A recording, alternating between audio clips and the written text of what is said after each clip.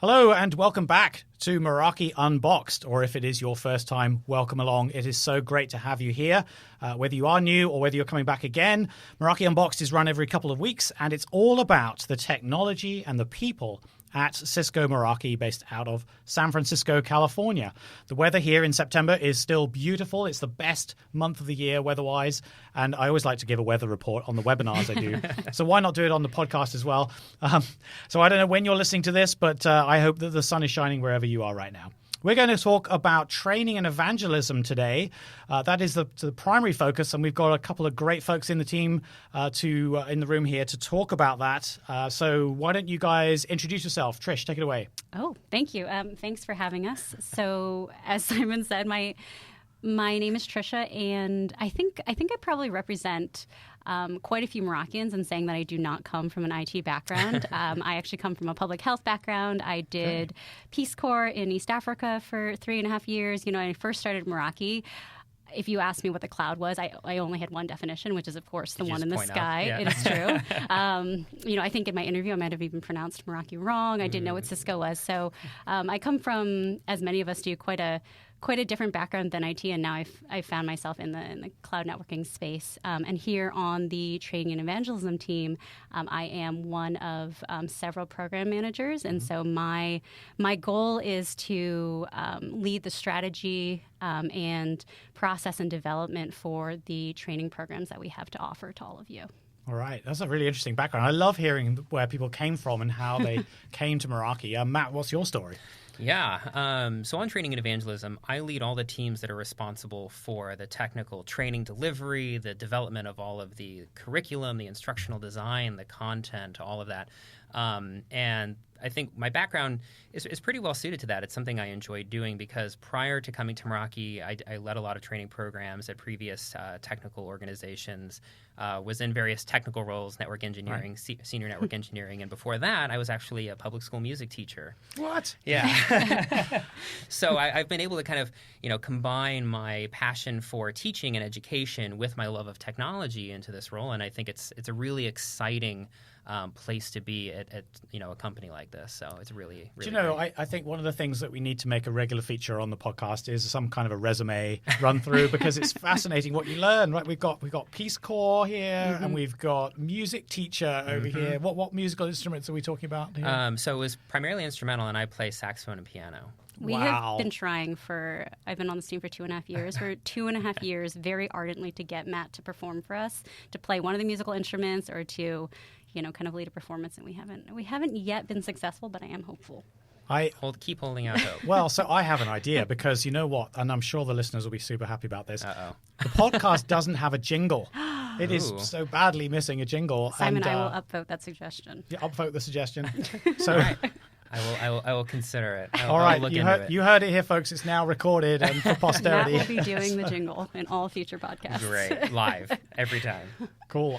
So answers on a postcard. What you would like to hear by way of a jingle? Any suggestions? All right. So let's get into the meat and bones of this session. We want to talk about training at Meraki. I think one of the first questions that comes to mind for me. I did a little bit of training did some teaching myself at Meraki when I first joined.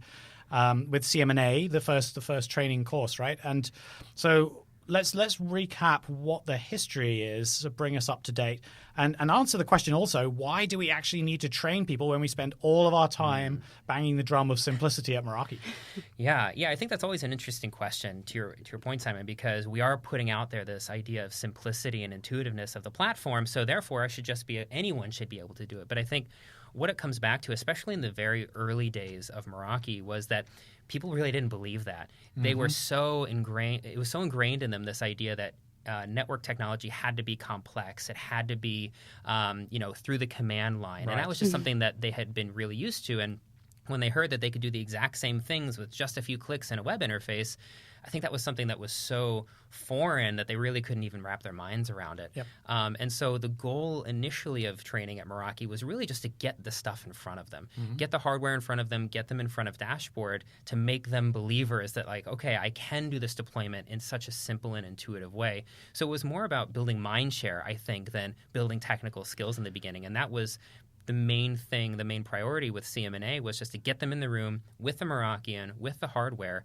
so that they could really experience it firsthand. Yeah, Well said, Matt. It totally resonates with me what you're saying about the gear and the command line interface. I actually grew up through that myself and did all that training course stuff and spent weeks and weeks in training and was super pleased with my little certificate that I was able to hang on the wall, all that cool stuff. And so, when I came to Meraki, it's suddenly very, very alien because I hadn't been confronted with a proper working graphical user interface for networking gear. Yep. You could do like a few things on GUIs, but they were very rudimentary. And you usually ended up with a mix where you had some things you could do on GUI, but most things you needed on the command line. Yep. And so you do get very attached to what you know. As there's one thing I've noticed as a common thread for a lot of people in IT is that we tend to be conservative with a small c, so we're thinking in terms of how we can protect and how we can keep things super stable. Yep. And then we get confronted with this completely alien graphical user interface, and we've got to get people comfortable with that. Yeah, and I think that was a big piece of it, and part of the draw into it as well, because in the early days, it wasn't just this immediate need for people to get into the training. CM&A, which was the first program, we called it the Certified Meraki Networking Associate, to try to get it in people's minds that this was something that would certify them on Meraki. And, network engineers, they love certifications, right. CCNA and all of that. So I think that was also part of it. There was a lot of intent behind the name to get people into the training and actually have them experience it. And it's an in-person thing, right? It is. Yeah. Since the beginning, it's been a live in-person thing because we think it's really important for a Merakian to be in the room and build that connection with the people that are in there and build that rapport so that they can see that, okay, there is this very technical person that is bought into the solution. Maybe there is something here. Right. So what about the evolution of the program then? So it started out, as you say, with great intention, like we had this potentially skeptical audience that we had to try to convert. Yeah. But I'm guessing over time that's gotten a little bit easier. People are being more receptive and familiar with the GUI-based approach and the simplicity side of things. Yeah, Matt, feel free to add on this. Yeah. But one of the ways I think I like to think about it is, Meraki also kind of started as a small organization, maybe with one product line, has since expanded from there, in terms of products, in terms of features, in terms of its kind of global audience space. And I like to think of our team in the same way, kind of evolving to meet those evolving needs. Right. So, we started with CM&A, but we recognized a need for more post-sales, customer-based training. We found that people needed different types of advanced training, and so our team has kind of responded to those needs that we've seen in Meraki's kind of evolving audience space and designed programs to really fit those needs. And we've also, I think, kind of additionally recognized that our audiences need to meet trainings in different ways. So in-person is obviously an awesome way to connect, to be able to have that face-to-face. Right, I was about to say. But, as Simon well knows, toting a gear set or two around to different countries, different physical places and trying to set that up for people can be difficult. So that's something which I remember. I'm so glad you said that because literally around the office you can always find here at Meraki HQ Pelican cases stuffed to the gills with networking gear that's either coming or going from some training course somewhere in the world. And what I remember about this was, of course, we're not quite rich enough to be able to have a company that unboxes everything and boxes it back up again for us. Perhaps we do now, but when I started, you had to do everything yourself. So you've done 4 days of CM&A training back to back, and then you've got to put all the equipment back into these Pelican cases again and then figure out the shipping. Right. So, yeah, very physical. Well, and I think that's something really interesting, too, about how we've evolved. Because initially we had a very specific focus, which was on channel partners, getting Meraki partners, confident in the solution so they could go out and sell it. And that's actually how we started. Our team name when we started was Channel Enablement. It was not Training and Evangelism. Right. And that was our specific focus, and why we just started with CM&A, which was a pre-sales focused program, was because we wanted to enable the channel. We wanted to get these sellers confident that Meraki was a solution that they could position with confidence to customers. Cool. So I think that makes a lot of sense, and we'll talk a little bit about how the thing has evolved, I think, throughout this. There's quite a lot to cover on here. How do we support Meraki? What do you think of as your contribution to the Meraki family overall? Yeah. So I think that's something that's really captured in our mission, the mission of this department, which just like a lot of other departments within Meraki, we are really set up to help drive market adoption. That's really our goal. We're not looking to make money off of these trainings. We don't charge for the trainings that we put out there. And so that is really our primary objective, is to help Meraki drive market adoption. Now, many departments do that in the specific way that we contribute to that, which is, in developing, promoting, and delivering scalable programs. Scalable being the key word. We are putting programs out there around the world, and we really want to build knowledge and create enthusiasm with the people that go through those training programs. So I think that's really the objective. Yeah, and that is so the scalability piece is huge for training, and we talked about the efficiency and how it's not easy when you're doing it all yourself. We do have, I think, logistics companies that help with this stuff. Yes, we do. Now, right? Thank goodness. You mentioned the mission. Yeah. Did we actually say the mission? Did we say it out loud? Did I miss that? So pretty much what I just said is the mission. If you want, I can state it directly, but it's really the Training and Evangelism team drives market adoption of Meraki, or we help drive it. We do this by developing, promoting, and delivering scalable programs that build knowledge and create enthusiasm among participants. Love it. And so I think that's such a nice way of couching it as well, because you're not just purely focused on the training of the technical product itself, but you're a little bit about the experience and helping people get enthusiastic about this stuff and how it can make a difference for their customers, whoever they happen to be. So the team itself, I mean, presumably, what I remember of it was that there wasn't a team, first of all, and it was like very startup-y. You just kind of rolled your sleeves up, and whoever was, had an interest in that area or a capability in that area was probably going to end up doing a CM&A at some point. Yep. But of course, now it's evolved into this machine, really, you guys run, right? Yeah. So I can talk a little bit about that. The team is now about almost 40 people. Wow. And there are people based all over the world. Okay. On my side of the team that I lead, I can talk a little bit about that. We have various teams that are responsible for various functions. We have the actual delivery team that's based worldwide, and they're the ones that actually go out there and deliver the trainings. We also have a team that is responsible for all of the development of the training, so the curriculum development, instructional design, content creation, all that. Those are the technical subject matter experts that are working on the content. Right, because it's got to stay fresh, right? Exactly. Yep. I have team members that are responsible for the actual content management and the creation of things like e-learning templates and frameworks, because we're slowly getting into that. An infrastructure team that has to manage all of this technical infrastructure that supports our trainings. That's a really important piece of it.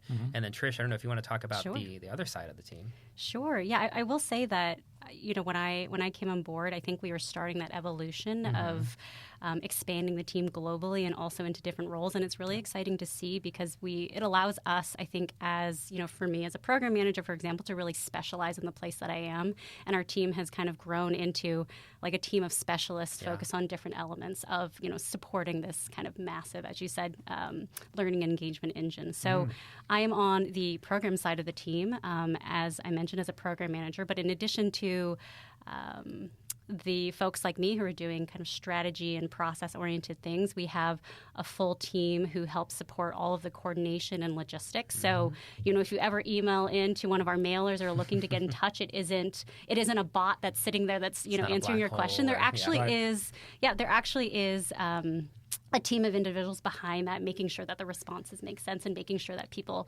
have the information that they need.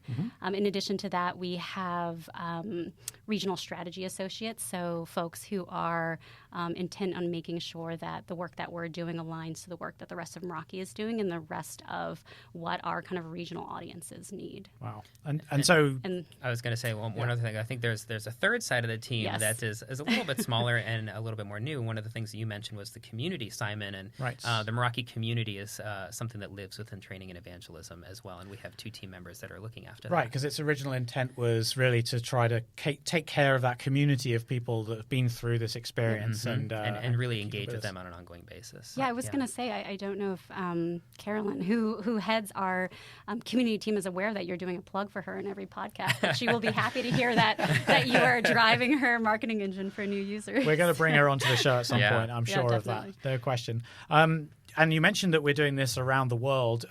Here's a spot question I didn't prepare you for earlier. How many different languages are we delivering these training courses in at this point? Sure. We are delivering in 5 languages. So we have English, Portuguese, Spanish, Mandarin, and Japanese. And those are languages that we're delivering most of our programs in. And we are currently in the process, especially with some of our video content, but also some of our other trainings, looking to deliver in as many languages as possible. Right. So. Yeah. That's really essential at the end of the day. Absolutely. I guess I'm going to face that with the podcast at some point, but it's either American English or British English. That's all you're going to get from me. More British English than American English. Something to aim for, right? So okay, we talked about CM&A and the kind of pre-sales nature of that, but we also developed these other courses as well, which are focused a little bit more at the post-sale side of things. So if a customer has been through, and are these targeted at partners and customers as well? Well, so I think it depends on the program, because we want the programs that we develop to be very useful for the audiences that go through them. So some of them have specific focuses. CM&A, just as it was when it started, is still a pre-sales focused program. Right. So that is for Meraki partners, that is for Cisco, the pre-sales audience. That's really going to get a lot out of a training program that helps them better position and sell the product. Right. Whereas for our post-sales programs, we can talk a little bit about ECMS. That is really for anyone. Whoa. Yeah. Acronym time. We're gonna have a little sound effect, I think, at some point. It's like the acronym siren. When they hear one, it's like woot, woot. Ooh, yeah.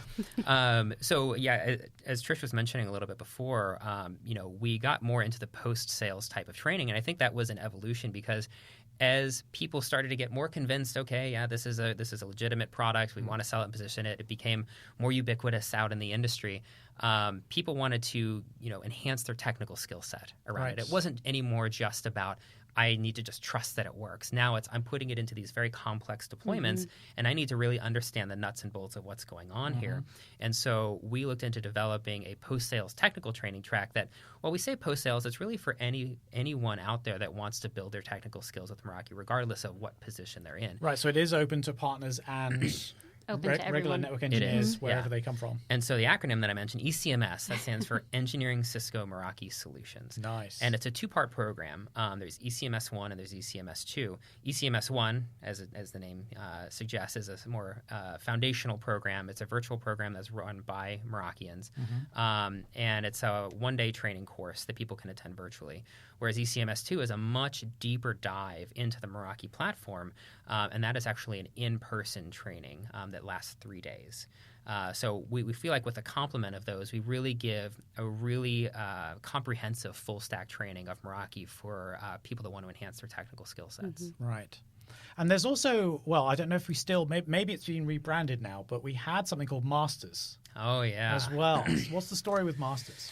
So with Masters, that was a really high-touch engagement program for partners.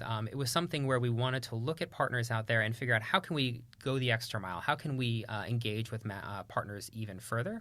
And that's where the Masters program comes in. It's something that we still engage with that Masters community that we've built up at this point. We haven't been running too many of them lately, just as we start to focus on some other priorities. But it's something it's a community that still lives and thrives, and one that we engage with regularly. So, if someone's out there is interested in Masters, they can definitely reach out, and we should have some more information coming soon around future Masters sessions that we want to run. All right. So go ahead. Not to leave any programs out, but we also recently launched a new program. I don't know if you're aware of Meraki Fit. Yeah. I think I've seen the T-shirts. Yes. That's all I know about it. I will say of all of our programs, Meraki Fit has the best logo and design and T-shirts. There's a full-on mascot for that program. So thank you, Helen Freeman. Yeah, she's put a lot of work into that. She has. Yep. But that is a program specifically focused on our sales audience, not necessarily technical. So open again to anyone. It is virtual. It gives people an opportunity to kind of understand what Meraki is about at kind of a foundational level, and help them understand ways that they can talk to customers about our products. And is that like an on-demand thing, or it is on demand? Oh, cool. Yeah. Okay. And I think it's really interesting because it's really a first for us in two ways.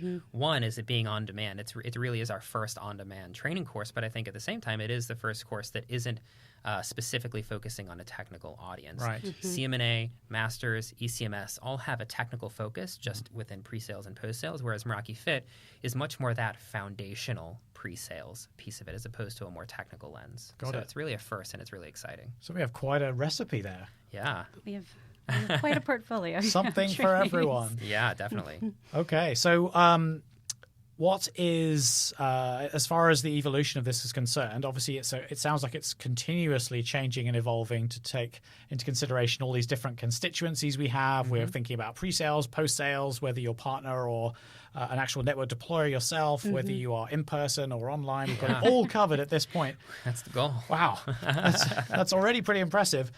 So how do you think that this is really going to evolve over time moving forward? Like, what are your aspirations as we move ahead from here? So I think one of the big things that we've realized as Meraki has grown is, one of our first guiding principles was that we wanted to have Meraki trainings instructor-led live. That was something that was always really important to us, and I'll talk a little bit about that around the evangelism piece. But I think that was always a very big tenet. But what we found, no surprise, is that that's not a very scalable method of delivering training because it requires a live person in the room. There's travel, there's logistics, there's all of these different pieces. And our goal is really to get Meraki training out there to as many people as that want it. So we have found that we need to start looking at more scalable methods of training delivery in addition to the Meraki-led versions. Okay. And that's, I think Meraki Fit is a really great starting example of that, of on-demand training. And that's something we want to continue to move forward with, both on the on-demand side, but as well as engaging with learning partners. Because Cisco has a really great relationship with a lot of learning partners out there.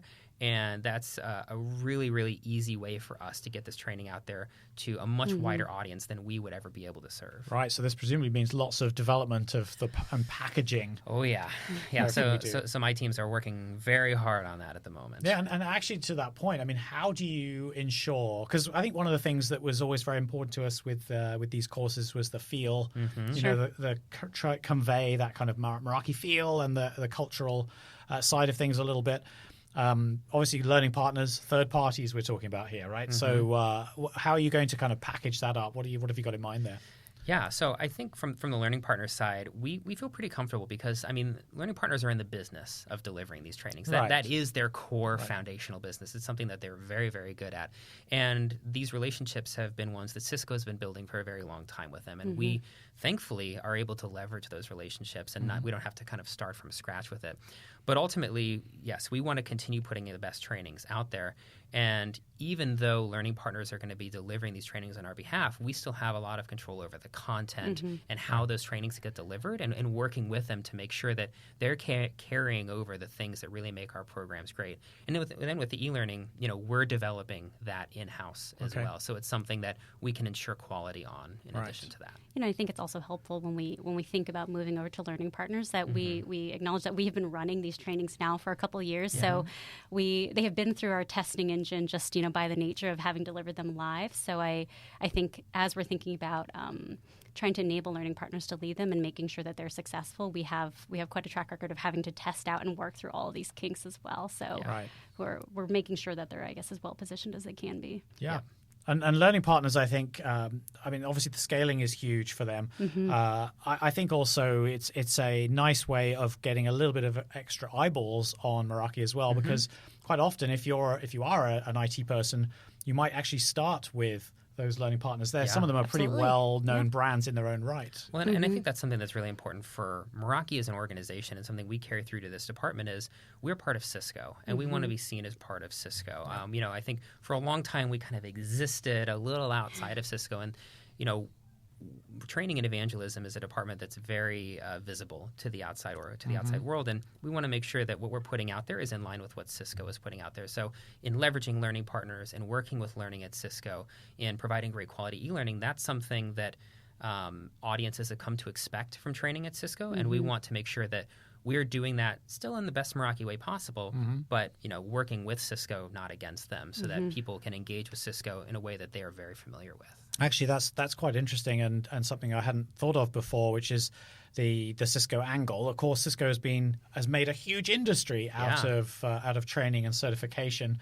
And you can see that if you go to any of the Cisco live events, they literally have a bookshop there and like hundreds of their own library. Apparently, their own library books. Yeah. And there are some very well-known training courses in there. CCNA, of course, we've all heard of, and all of the various Everyone's different heard tracks of CCNA. there. So I'm sure that we don't want to miss out there as well. Like, how do we get ourselves involved? Like, what do we do with those existing training courses to work Meraki in there? Want to talk a little bit about like standard course and how we're working with them on that? Yeah. You know, as you kind of mentioned, Cisco has made an industry out of training programs, and I think to that note, they've also developed a pretty clear pathway for other organizations within Cisco to also create content that can then be part of this learning portfolio. And so over the last year, that's something that I've really looked to participate in and be active in. So we have worked very closely in partnership with them to follow that process of making sure that our content is in line with the way that Cisco would deliver content, making sure that all of the behind-the-scenes manuals and guides and other things like that are in place. Right. So we've really just partnered with them and worked within their overall process that they've established, and it's I think because of that been pretty smoothly possible for us to launch with them as well, Cool. to partner with them. And actually, you made me think as well of when we were at Cisco Live in San Diego not so long ago now.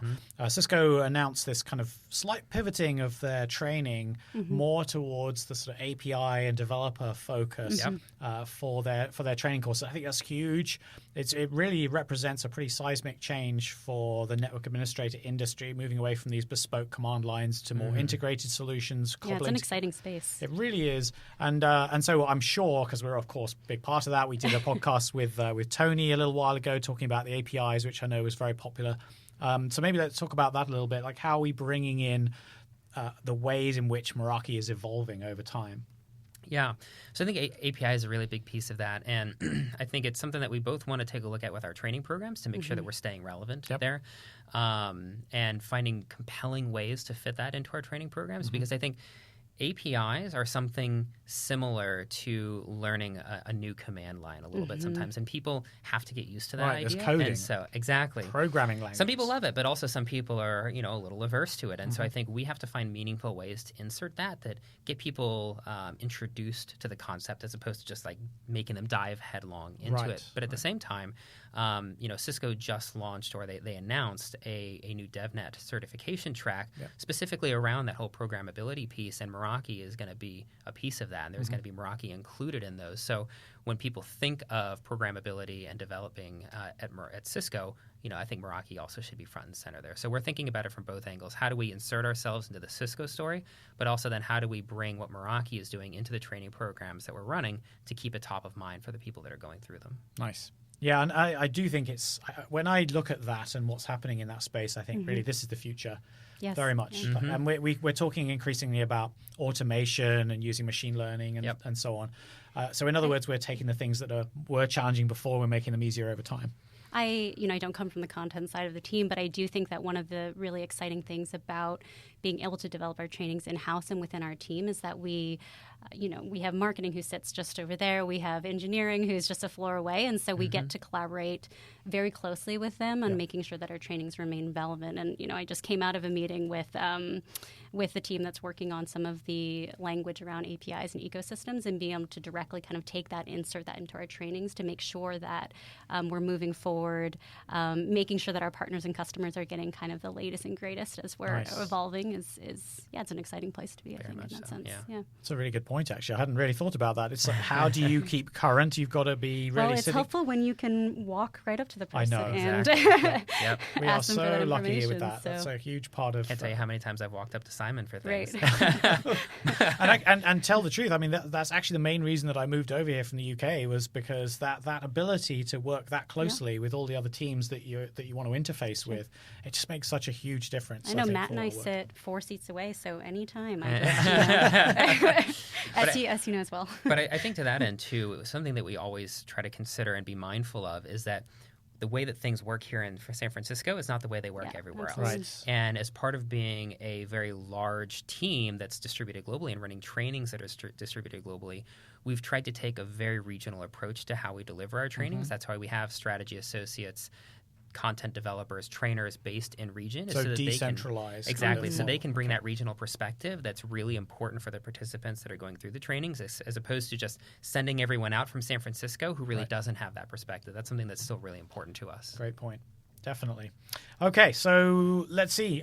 If folks who are listening to the show want to reach out and they're interested in learning more about the training courses, I'm imagining that you've got like this whole long list of options that pathways that they can take.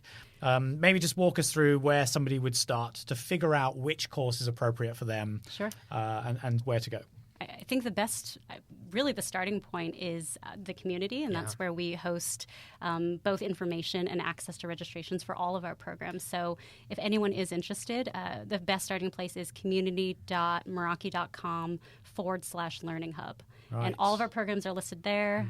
You can find everything that you need. And for some of our Meraki partners, we do, of course, keep our Meraki partner portal up to date. So they could always just go directly there and find the information they need. Yep.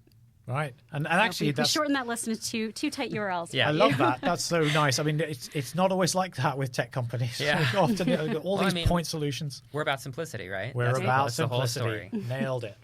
Good job.